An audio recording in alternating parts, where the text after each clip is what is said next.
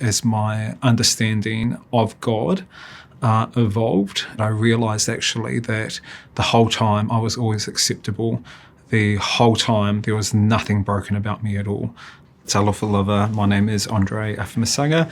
Pronouns are he, him, and I'm Samoan, born and raised in New Zealand, and I'm also a survivor of conversion practices. I spent 15 years of my life in what is called formal conversion practices, and over those 15 years, I essentially learned to really hate myself. And so therefore, I sought out these practices or conversion practices to change and suppress my sexual orientation. And unfortunately, they were not hard to find at all. I engaged in online courses, I went to conferences, I read books, I consumed lots of interviews from people who had professed to have successfully changed their sexual orientation.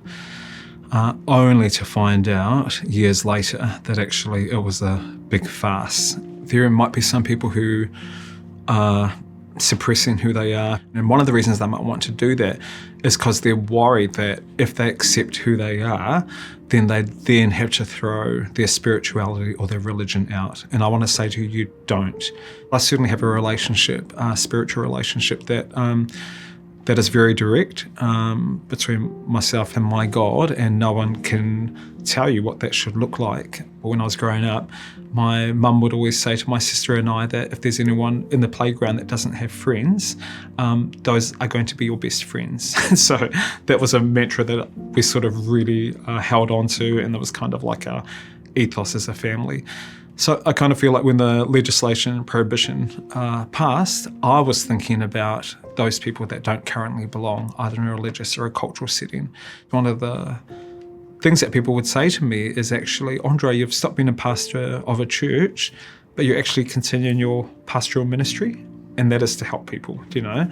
And so I feel like my work in human rights and then the work that I contributed to in terms of the bill was actually helping people. And hearing from stories of those survivors in New Zealand were really humbling.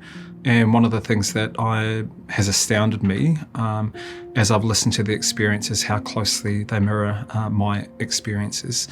I realise now so clearly, as I talk to other people as well, just how damaging it is to be on the receiving end, not only of that type of rhetoric, to carry around that internalized script again and again leads to serious self-hate, to self-doubt, and then for many people, including myself as well, suicide ideation, and just feeling like that you can't fix it, that you are a problem and that you are broken.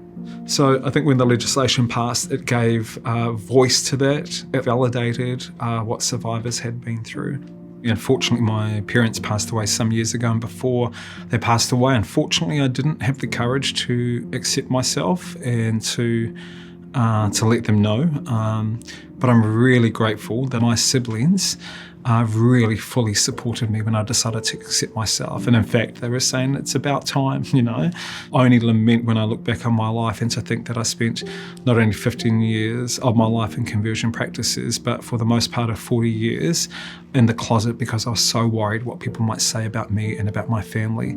And that really cost me a lot. And I've never been happier now in terms of accepting myself. I was lucky to accept myself, fortunate to be in a relationship with someone that loves me.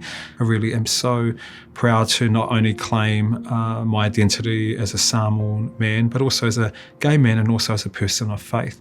And in fact, the more you accept yourself, all of who you are, the healthier you're going to be. Conversion practices are harmful and unethical attempts to change a person's sexual orientation, gender identity, or gender expression. Conversion practices are unlawful in Aotearoa, and they can represent a breach of a person's human rights. The Human Rights Commission is able to help survivors of conversion practices. We can help you seek clarity with your experiences and seek redress if you wish to. You can call us at any time to seek more information about the law, the pathways available, and how to report conversion practices. Please visit the Commission's website for more information.